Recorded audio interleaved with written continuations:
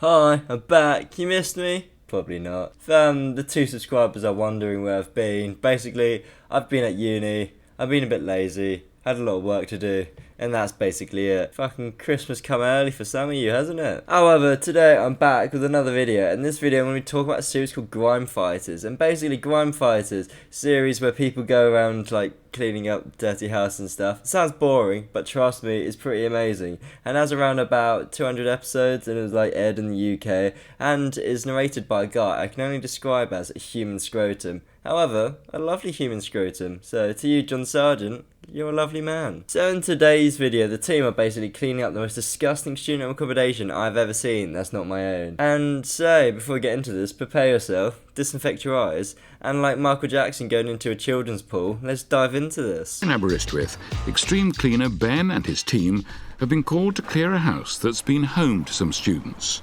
So this student accommodation is in Wales, which has to be probably the least surprising thing I have ever heard. And it's in a town called, let's call it a town in Wales, or, as the locals call it, a town in Wheels. On first glance, it seems fairly straightforward. Typical student accommodation, really. Pretty minging.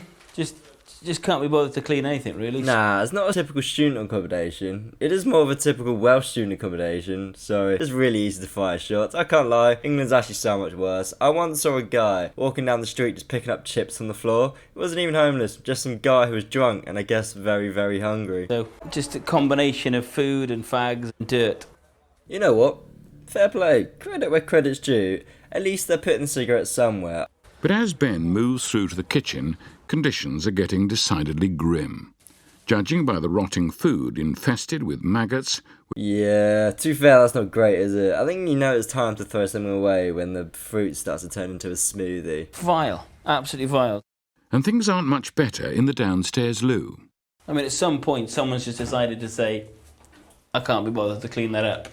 And just carried on using it and using it and using it, so I work in a bar, yeah, not to flex on you with my minimal wage job, and I am so phased on how the fuck that even happens. Like, I've actually questioned this for such a long time, how you're not getting shit on the edge of the rim. Like, this isn't even a joke. If someone could genuinely let me know how that happens, I'd actually be extremely grateful. It is kind of fucked though. With my lovely job as a bartender, that doesn't even faze me. I have actually seen so much worse. Like, I'm talking about shit on top of shit on top of puke on top of a bottle on top of glasses on top of a phone in the toilet. Now it's on to the upstairs bedrooms. most of these bin liners all contain food. In here, there are probably about 5 or 6 different varieties of fly, you know, just because of the different amount of food that's in here.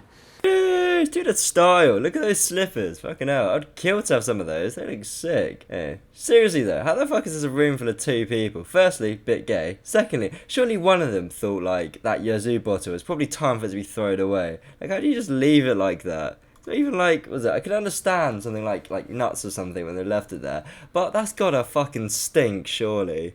Pretty rank, actually. You've got like this just full of feces, where they've just decided that's the way that they should get rid of it. That kind of behaviour you wouldn't expect from an animal, would you? They normally clean up after themselves. Okay, I was siding with the landlord. However, that avocado colour scheme, no, that is full noncery. Like, a shit streak on the floor actually matches the decor. Shit. I didn't actually realise that rhymed. Yeah. People say I don't have rhythm. Pfft. Also, what actually is the point of that? Surely it's more convenient to flush the toilet paper down the loo. Like, it's less movement just to drop it in the toilet than to reach over and put it in a bin. I do like how the fact that probably started out as just a little bin in the corner with a bag, and now it's just fully transformed into a shitty cummy pyramid of Giza. Or in this case, Giza! Bizarre. And then the bath, I don't know what they've been doing in here. No idea. I think it's just grime. I think it's just literally it's full of hair.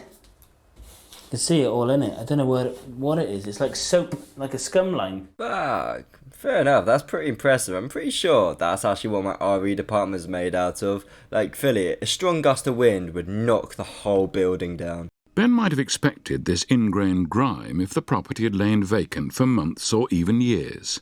But the students only moved out 2 days ago. But that was only 2 days ago. How they actually survived that? Surely they must have been 80% chlamydia when they moved out. Alright, so if you're a freak like me, this bit's the best bit. This bit is when they start to clean up the, some would call house, or better known as the house in wheels. I'm sorry, I need to stop. His team are making a good start clearing up the student's house. I wonder if it's a bit disturbing how into cleaning I am. Like, surely if someone clipped that out, put it on repeat, I could actually watch that for like a lifetime. Jesus, that is nice, isn't it? Luck would have it, the landlord has agreed that Ben's team can keep what they find. Most of the cleaners will keep all of that. When they call it shotgun, they just go in and just take whatever they want. So yeah, perk of the job, they take everything, all the food, it's rank. And young cleaner Tony is taking full advantage. I'll have this for starters. I did find breakfast earlier as well. There you go, breakfast. Genius. Surely that food has got to be diseased. Like, you've literally just seen a bacterial orgy on the table and you thought, wonder what's in the fridge. You know what? I'll do the same thing though. Those Alpine bars are fucking dank. Like, the Ace is probably worth it in the end. All this mess only goes to fuel Ben's belief that a student's life was not for him. I was never a student. I don't think I'd ever would be. I don't see the point. I could earn more money doing this than if I had a degree. Oi, watch yourself, mate. I'll get to chess society on you. Nah, but what was it? Uni's pretty fun though. Not this year though. This year's been shit. Generally had more fun cleaning the grease off my hob than going through uni this year. However, a bit of wisdom from me. It honestly does depend on like your course and your uni, and it's a very good way to like beef out your LinkedIn connections. If you. One of the cleaners has found concrete proof of the student's healthy cash flow. Maggie was upstairs and she found a bank statement, and this guy's had £20,000 put into his account. Crazy amount of money. But saying that, he spent it quick enough. Oh my god, not even joking, I actually have no idea how you manage that. Like, at the moment, I just live on whatever I can find on the floor, and this guy's spunking 20 grand like it's nothing. Like, honestly, I'm not even kidding. For me, Tesco's has now become a luxury. Aldi is slowly turning into my best friend in this entire world. Fair play though. See, that's life of a student, eh? Yeah. Like, blood, sweat and tears, and we get a pittance, and yet students get 20 grand for sitting and, well, making a mess. That is unless you're a minimum loan. Let's.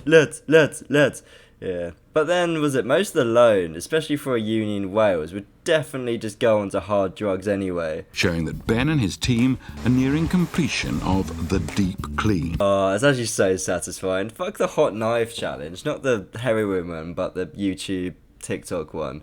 Like, house cleaning is actually where it's at. Like, if you turn this into a TikTok page, trust me, you get thousands of sticky pants. There's some urine splatter all the way through there. It's normally sort of what people miss, isn't it? Right. If you're a bloke anyway. You always find it. You add a few cans, you sort of miss a bit. But Tony can identify with the way students just can't aim straight. I do it all the time. Honestly, I'm renowned for it. When I go with my mates now, right, they actually go and put mats down for it. I went with my mates the other day, right, and as I walked towards the bog, right, he said, if you miss, I'm giving you a paintbrush and you're going to clean it all up with a little paintbrush. And another one threatened to make me lick it up.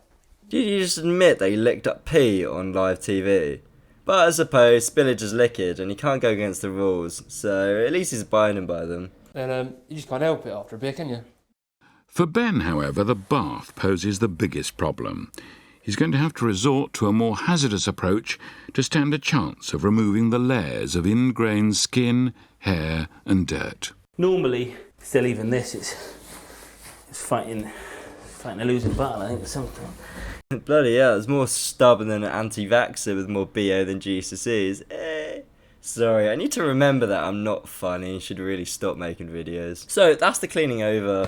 Here's some pictures of the finished thing. Yeah, nice, isn't it? You can see why I really like the show now. And if you have OCD, I hope you especially enjoyed, especially the sight of the bleach. You want to fucking love that. Hope you enjoyed the video. Please like and subscribe, and hopefully there'll be more videos to come. Anyway, see you later.